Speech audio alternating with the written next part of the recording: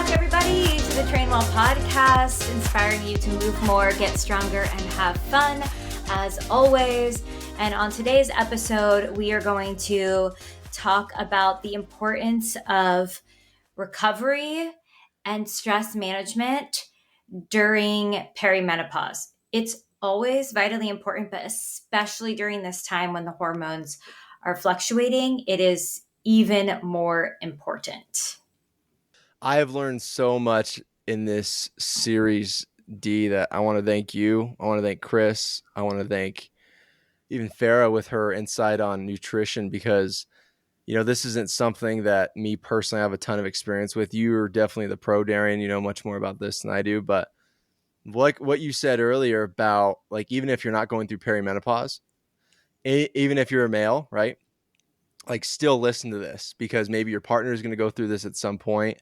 And there have just been a handful of nuggets I've pulled from this.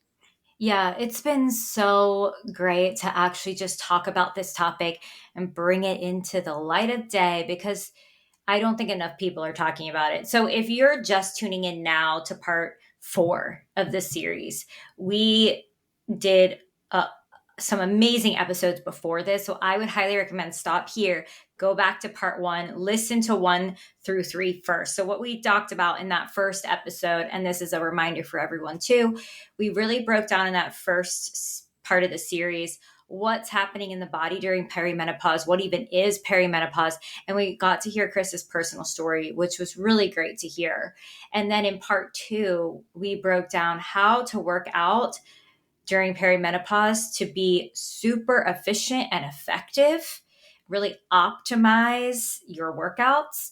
And then in part 3, last week, we just spoke with Farah, who really gave us an amazing overview of how to fuel our bodies to kind of bulletproof ourselves during this time, because perimenopause will happen to every woman. It will happen, but there are things you can do between the strength training and the nutrition that will help with your symptoms so much. And then this episode today is like the missing piece of the puzzle. This is so key.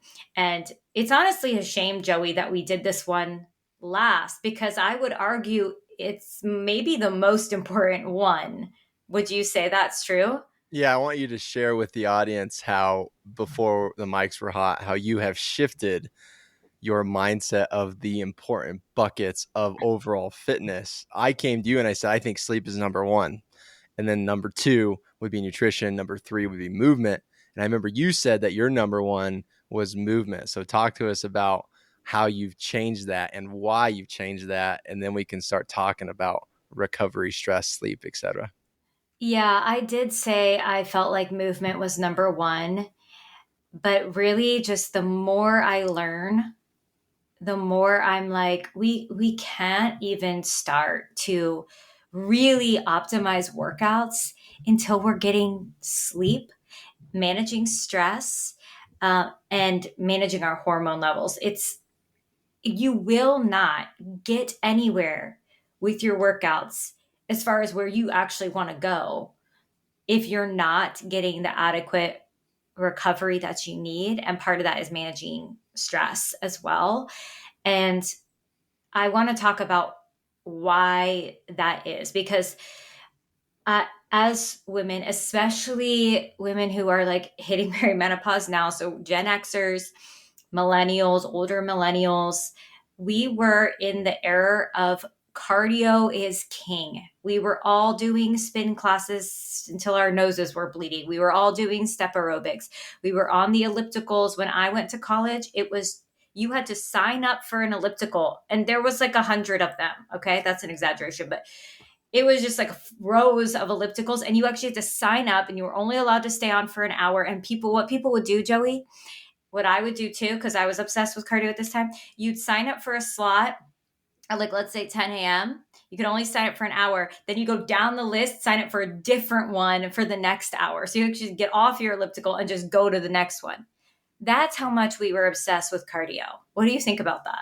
Well, even to this day, gyms, commercial gyms, prioritize cardio. Like, Mm-hmm. they will put, when you walk into a gym, right, they will put all the cardio machines first. That's the first thing you can see. You can't see the people in the back, the bros, the hardcore female powerlifters in the back. You can't see that because they know that when people walk in the gym, they're often intimidated. And so Mm-hmm. they will show them, hey, here's the cardio machines, here's the Stairmasters, et cetera, et cetera.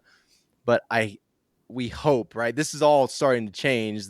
The lens is starting Yeah. to turn with fitness of how strength training, heavier lifting is the culprit, the mindset shift of what we're gonna get to and how we actually get ourselves out of this mess of bad hormonal health. But anyways, Yeah. I'm gonna tease us, okay? Because Well, since we wait, one sec, because I want to just say, because, well, the point I was going to with that is like, we have, we've been told that cardio is the weight loss tool. You got to be in the fat burning zone. This is how you lose weight.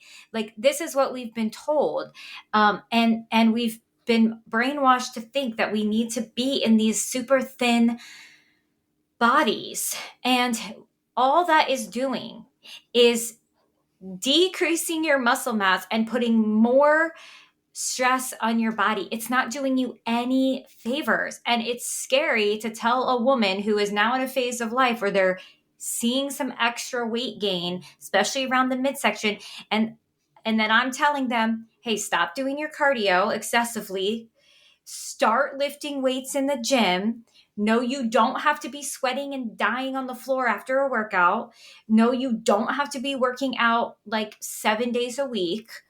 It's scary to hear that. But the truth is, if they continue on that road, they will never, mark my words, you will never see the results you want. And even if you see them short term, they will not last. They just won't.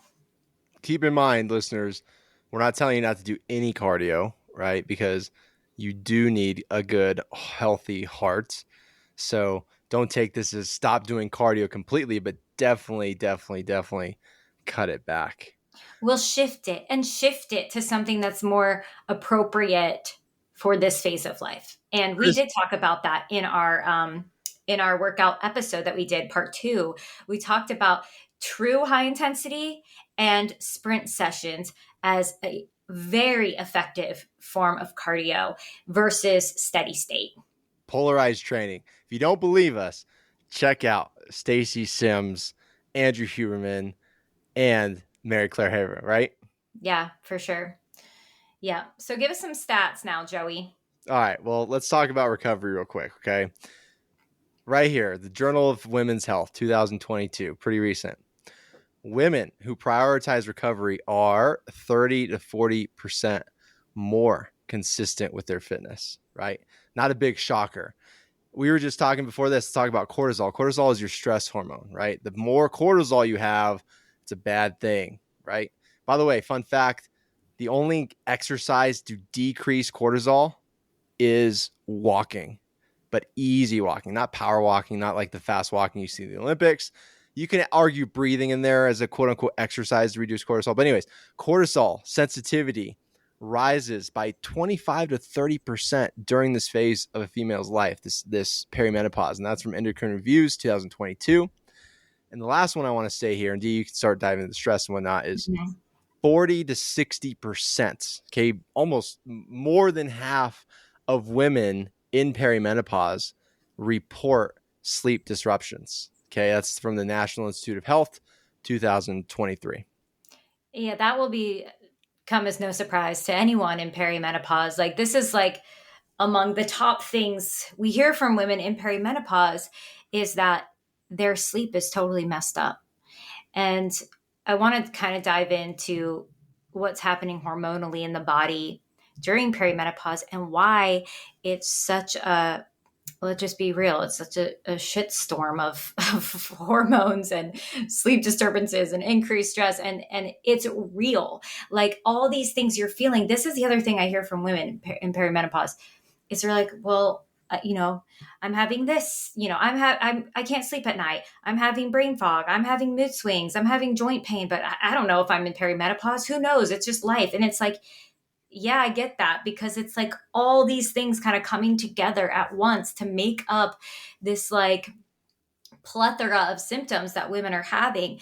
But starting in your third decade for men and women, but starting in your third decade, so that's your 30s. Hello, young ladies out there.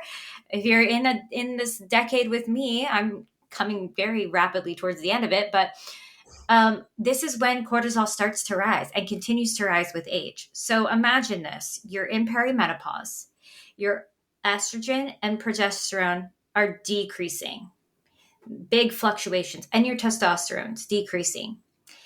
Estrogen is a primary hormone for metabolism and muscle building and sleep. So as that decreases and we're getting less sleep, and if our body's not sleeping, our stress is rising, our cortisol's rising, and it's already naturally rising. And it's specifically rising during the nighttime. And then on top of that, now we're experiencing like our normal life stresses of having kids who have activities, having a full-time job, having, work around the house. Maybe you're caring for your parents too. So now the stress is even higher. So it's just this perfect storm of not getting recovery, not getting sleep. And when you're not sleeping, this is what happens when you don't sleep. Your appetite increases, your metabolism decreases, you start experiencing brain fog, moodiness, irritability, and those are all the same symptoms of the hormone decreases during perimenopause. So we got to fix it, Joey. I'm overwhelmed just talking about it. My cortisol's rising. Yeah, I can get that feel from you, D. I think it's a big thing, right? I mean, there's a lot of stress and weight on midlife women, right? Like Yeah. 70% of midlife women like juggle full-time work, right? Mhm. You get home from your 9 to 5, your 8 to 5, then you got to be mom, right? Then the weekend comes, then you got to manage the soccer games and the tournaments and the dentist appointments and all that. So you add that, then these women can't sleep, they can't recover, they're stressed out, and then they go to a fitness class Mhm. where they think they're doing some moderate intensity stuff or some high intensity stuff, right? And then they're just throwing flames on the fire.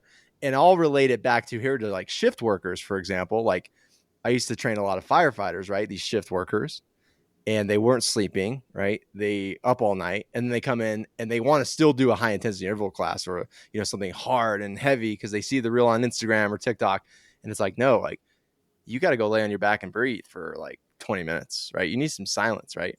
But this burden, right, is leading to overtraining. Matter of fact, women 40 plus are more prone to overuse injuries. And correct me if I'm wrong, the two biggest injuries, I'm trying to remember what Stacy says. She says frozen shoulder and plantar fasciitis are like the top two uh, game changes you'll see at this stage of life. Common overuse injuries.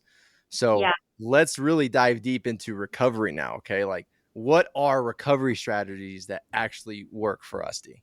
Yeah, we're going to circle back at the end to like talking about mindset because I want to share like my personal experience with that as well. But some of the things you can do to kind of regulate your stress, and this is like, during the day as you're going about your day, is to do some breathing techniques. So there's all different breathing techniques. You can just like Google different breathing techniques. But one of them is like 4-7-8. So this would be inhaling for 4, holding for 7, exhaling for 8. And even just any deep breathing starts to calm the nervous system. When my kids are both talking to me at the same time, perfect example, went out to dinner last night, didn't feel like cooking. I'm asking these kids, okay, what do you want? They're both at the same time telling me what they want, and then, placing their very specific order of no relish, yes to mustard. And then at the same time, I'm trying to figure out what I want, and there's a line forming behind me. And I'm like, oh my God. And I just stand there and I just do my deep breathing. Literally, I will close my eyes in public and just like do my deep breathing so I don't absolutely lose it. But you can feel that feeling in your body. Oh, when the frustration's starting to rise, that irritability, that cortisol is rising. So do your deep breathing techniques. We talked about this when we did our longevity series too. Your grounding tools, like going for those leisurely walks, like you just talked about, Joey. Um, Getting your feet into nature, like your feet, your body, going out into nature. You don't even have to do like a hike. Just go to where you're surrounded by some trees and some grass, maybe some water, and just sit quietly. Meditation is a great one. Doesn't have to take a long time. I've been meditating, not, I won't say every morning at this point, but most mornings of the week, I just sit in silence. Just sit on the floor in silence, and you don't have to try to do anything. But these are things, little things you can do that can make a big difference to calm the mind. But in addition to that, there's some really practical stuff like make sure you have your systems during your day. As women, we're holding a lot on our plates. Have your lists. Don't let your list of to dos keep you up at night. Put it down on paper, get it out of your mind. So have your systems ready to go. Um, and at the end, I want to share a new mindset I've been having around household chores. So we'll circle back to that. But let's talk about how sleep is really one of the best tools we can use. Do you want to jump into sleep now, Joey? Yeah, let's do it. Because I think the gold standard now, and the research is clear, right? 7 hours of sleep. Like if you're getting under 7 hours of sleep, we know for sure that you're leaving room on the table. You're not recovering, right? Mhm. And that's the number one. That's always been my number one, right? And the other thing too is you can get all the technology is just amazing right now, right? You can wear a Whoop, you can wear a Morpheus, an Aura Ring, like you can get all this data that tells you how you're sleeping and whatnot. But then you kind of go down the rabbit hole of getting obsessed with the numbers, right? But I think the first step for most people is to do a true audit of your sleep. Like how often are you sleeping at night? It doesn't have to be crazy. Like you don't have to have this insane list of all these numbers, but like what time did you go to bed at night? What time did you wake up in the morning? And the biggest thing I found for me personally is stop eating 2 to 3 hours before bedtime. So I go to bed with a completely empty stomach. I go to bed at the same time with a wind down routine. We put the kids to bed. My wife and I watch a show. We've been watching Tour de France Unchained. Thank you, Dee, for the suggestion. If you haven't watched it, check it Okay. out. So good. And then we just started this new rule. We're gonna put our phones away at 8 o'clock.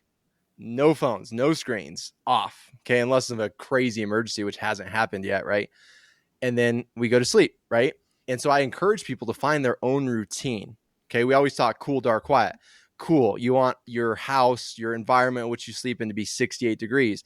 Google it. Okay, that's like the best temperature to sleep in, 68 degrees.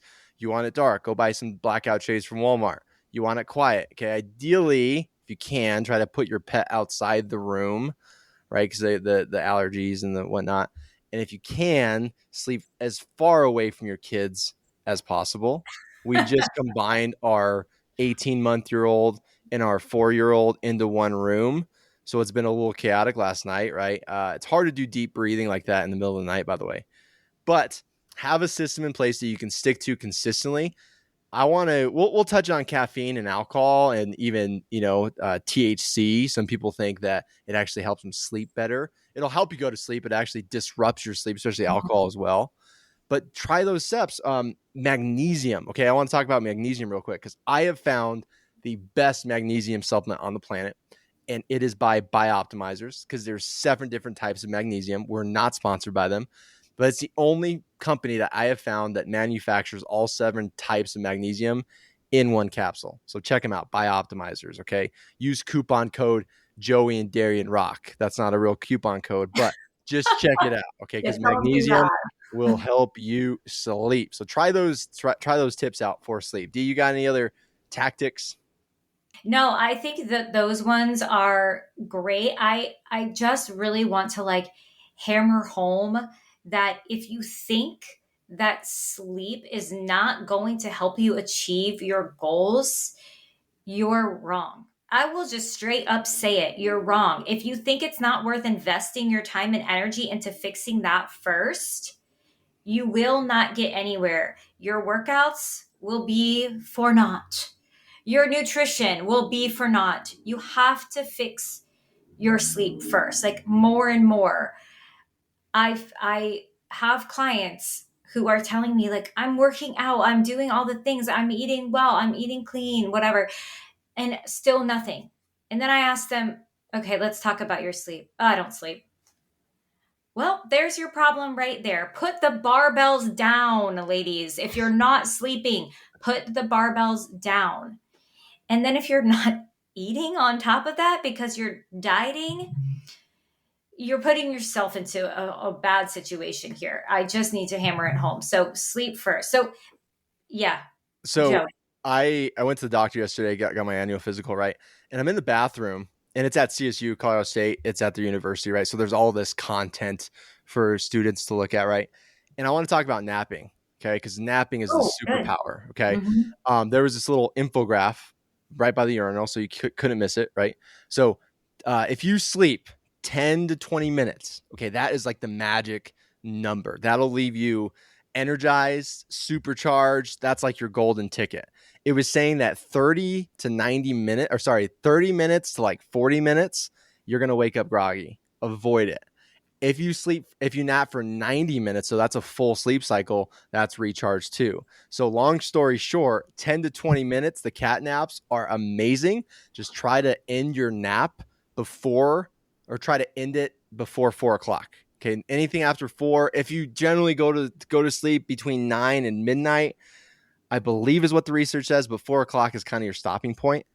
And again, 20 minutes tops, avoid 30 to 60, 90 minutes full sleep cycle if you can fit that in. Most people can't, but I wish that companies out there would honor the annual like nap time. You know, I think in Yeah. Japan they do. Like they take a like a 2 hour lunch. You can nap some time in there, but napping is a great way to get a great recharge. It helps tremendously, and everyone who doesn't love a great cat nap, right? Yeah, everyone loves a nap. If you haven't slept, if you have time set aside for a workout, replace that with a nap. I know it's scary. Trust me. I know it feels unproductive versus a workout feels productive, but it's so beneficial because it's not just your body that needs the recovery, it's your brain.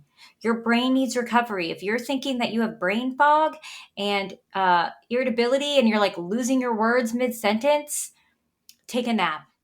I slept until 7 a.m. this morning. That almost never happens. I know that that's not late sleeping in, but I woke up singing this. I like to move it, move it. I like to move it, move it. I was like, who am I right now? Who is she?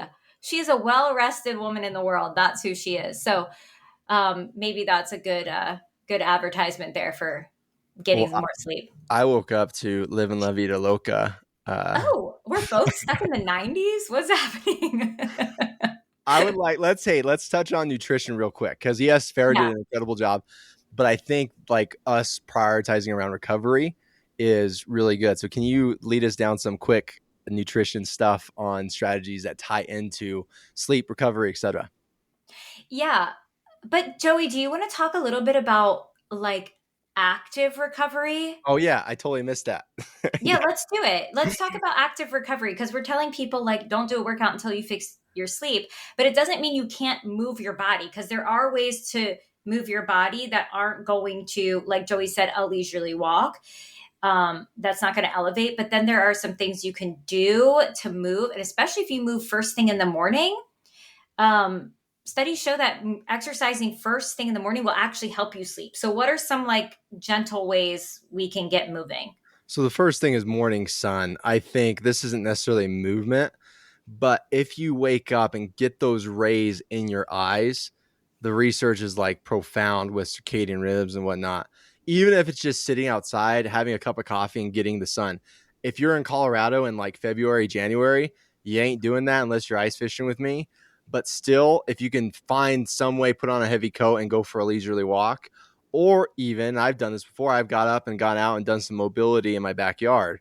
Like I'm combining some gentle movement with that morning sun. But other things you can do at Trainwell, right? We give you all kinds of plan Bs or extras. Okay. So if you're waking up one day and you're like, man, I have a 60-minute workout at the gym scheduled, I feel like crap. You're going to do yourself a favor. I lay in bed for an extra hour or two if you can, if you don't have kids, whatnot. Get up, and then instead of that 60-minute workout, because people have this all or nothing mindset, Mhm. just do a 5 or 10 minute mobility. Get rid of this perfect plan, this template that you have to stick to. Okay. You need to give yourself grace. And my top three, okay, are just a very simple. If you haven't read Breath, go read Breath by James Nestor. I talk about it all the time. You can set the timer for 10 minutes, pick your favorite breathing routine, call it your breath workout. You can get out your foam roller and do 5 to 10 minutes of just get some soft tissue work in while you're watching Netflix or whatever, okay, or news or whatever. And my third one is just some easy mobility. It doesn't have to be a full yoga routine, but you can do some simple poses like down dog. I love down dog, cat, cow, and child's pose. You do those three, you're gonna have a good time. So those are my strategies for active recovery. Um, I'll say one more thing here is you will look at professional athletes, right? As soon as they're done with their workout, they are, and I'm just talking the Tour de France, as soon as they're done hitting a 200-kilometer stage, they're on the bike recovering, doing some active recovery right away. Right away. You won't see them miss a beat. So take that for what it's worth. And again, if you can't get that full workout, maybe it's just a 10-minute walk. Maybe it's just a 5-minute thing on the elliptical that's holding your laundry, right? Get some movement in, because that's going to do all kinds of movement with your lymph and your muscles and all that. Yeah, and especially with the joint pain that comes along with perimenopause and the stiffness, that'll feel so good. You want to know my three my little, I wouldn't even say three moves, but my little mobility routine that I do nearly every morning? What's up? Okay, so I get out of bed. First thing I do, get on the floor. Sometimes I start on my back and do like some leg cross body stretch just to get my spine twisting and rotating. Crack, crack, crack, And crack, then crack, crack. yes, I do. Sometimes I'm too stiff even to get cracks, but it is nice when I can get a good one. And then I flip onto my hands and knees and do cat cow, bird dog. So that's alternating arm leg reach. If you're in the trainwell app, that's what that's called. And then I do like a sideways cat cow. You know what I mean? Like instead of arching and rounding, I do it like circular sideways. It feels so good.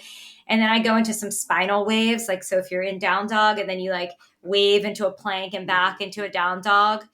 And then I do some straddle poses. So I just sit like legs wide, hinging from the hips, reaching side to side. It feels so good. And then I go into my meditation, and that's just 5 minutes, even just 5 minutes of sitting quietly and breathing. And it really is such a great start to the day. So, That's a yeah, solid routine, D. Well thank done. you. You know, Thank even you. and people can do this even before bed too. Like have your foam roller in your room, and while you're catching up with your spouse, right? Do some rolling, get some soft tissue moving in there. Kelly Starrett talks about it all the time. Find easy little subtle ways to sneak it in. Yeah, I would agree. So now let's talk about nutrition from the lens of recovery, because a lot of what we talked about in our nutrition episode was kind of more general, broad, this is the nutrition strategy. But in terms of recovery, there are some important things we can do. And in terms of getting better sleep. So, one, which Farah did talk about, is making sure you are getting enough protein and fiber in each meal, because that is what's going to regulate that blood sugar. And when our blood sugar is regulated, we have much more even moods, and it becomes easier to get that sleep at night. Like Joey said, he's stopping eating a couple hours before bed, and that really helps him go to sleep. So making sure you are having balanced meals throughout the day, and you're not having those like blood sugar dips and spikes. And then along with that comes the cortisol spikes. I think we all know what it's like to feel hangry, um, or like dizzy because we haven't eaten so long. So making sure you're balanced. And then while caffeine is, good for you, coffee is good for you, it can mess with your sleep if you're consuming caffeine too late in the day. So making sure you're minimizing caffeine, keeping it in the mornings. And then we did talk about alcohol with Farah as well. And Mary Claire Haver says this: if you're choosing to drink, you're choosing not to sleep. It really messes with your sleep. And then Joey had said earlier, maybe you can dive in a little more. If you think that, having a glass of wine or having like a THC or a CBD gummy before bed is helping you sleep, you're not really getting that like super restful sleep, right? Yeah, but there's always a case for everything, you know. I love a glass of red wine in the evening because there's health benefits there, but just overdoing it, like my oldest sister, MS, God bless her, she swears by these little THC gummies, and she can sleep, right? So it's very dependent. But in general, we're talking like 3+ beers or 3+ margaritas on like a Friday night, right? Yes, it's great to have social engagement and whatnot, but you have to kind of weigh, what it's going to do to you. So everything has an opportunity cost, right? There's a use, misuse, and abuse of everything. So just take it in balance for sure. I don't. I'm not telling you not to drink. I'm not telling you not to do your winding down supplement stuff, we'll call it. But just keep it in check and really, like I said earlier, give yourself a sleep audit because you know that sleep is number one. So don't leave that on the table, please. Yeah, I agree. And then I think we could circle back to kind of what I've been going through, feeling like so stressed all the time. And I mentioned this in another episode, and now I can't even remember which one. Probably when we talked about recovery, when we went over the longevity series. But you know, it if you're similar to me, you have kids, they have activities, they have doctor's appointments, you yourself have activities and doctor's appointments, and you're always on a schedule. If you're just always on a schedule, and then there's like that mental load of like, oh, I gotta get the school registration, oh, I gotta check this form, I gotta fill out that form, I gotta do the camp payment, I gotta, like, it's just never ending. And then I got my kids, like I said, talking to me at the same time, both wanting my attention, and I also need to give myself some attention just for me. And it becomes very challenging to feel like I can do anything for myself and my own like sanity and stress management. So that was kind of what prompted initially my like little mobility and meditation routine in the morning. But recently I've also been feeling this. Um like there's always chores. I mean, Joey, there's literally always chores in my house We that, have a strategy for that, but you go ahead. well, let me tell you what my new strategy is. And I think part of it is just letting go of an expectation that things, I mean, that's really what it came down to for me is I kept going, oh, gotta get the dishes done. Oh, gotta get the laundry done. Gotta get the vacuuming done. Done, done, done. And then a realization like it's never going to be done. Even if I fold this load of laundry, there's going to be another new load of laundry on my bed tomorrow that needs to be folded. There's always going to be dishes in the sink that need to be put in the dishwasher and clean ones that need to be put away literally every day. And I kept putting this expectation on myself of like, I got to get it done. I got to get it all done. And when I finally just released myself from the burden and the expectation that something's going to actually ever be done, I started to feel so much better. I'm like, yeah, you know what? I don't have to get this done because it will never be done. So it's just like this more fluid. I've tried to like ease into this more fluid sense of like household chores, like let go a little bit of like thinking everything's going to look clean and put back and in its place. It's just not. It's never is. Even if I clean up all the Legos, the blocks are going to be out. Even if I clean up all the blocks, the crafts are going to be out. I'm trying to live in a state of like fluidity and release the stress that it's ever going to be completed and done and look exactly how I want it to look. It's not realistic. It's not realistic. I'm really glad that you're telling me this because we are in the calm before their storm. My wife's Mm-hmm. due in about 3 weeks with our third, and we will have to let go Mm-hmm. of the dirty dishes, of the socks all over the place. Like it's Mars. I mentioned that our strategy for this is our cleaning lady, Maritza. You are amazing. If you ever listen to this, I'll buy you anything you want. Okay, I'll get you a bottle of wine or a free subscription, lifetime trainwell if you like. But if you can, right, get someone else to do it. If you can delegate it out, obviously. But we do have non-negotiables, Darian. Okay. Number Okay. one, never wake up to a clean or dirty kitchen. I hate that. And number two, always make the bed. If we do those two things, we're good with letting everything else. So maybe you're like us, maybe you're not. Find what you can and can't do, right? And yeah, let the less go. Let perfection go. Otherwise, it's just gonna dive into your nervous system and all that. And there's a saying here, right? Your nervous system isn't broken; it's asking for care. So honor that, please, because everything's cumulative with your exercise, with your sleep, with your stress. Your body does keep score. And you know what else? There was a I don't even remember where I read this or heard this now. It was years ago. I heard if it takes 5 minutes or less, just do it right then. And that actually is something that's kept my stress lower because honestly, if you really think about it, a light clean of the bathroom, it only takes about 5 minutes. Run that brush through the toilet bowl, wipe down the sink, do a little light clean.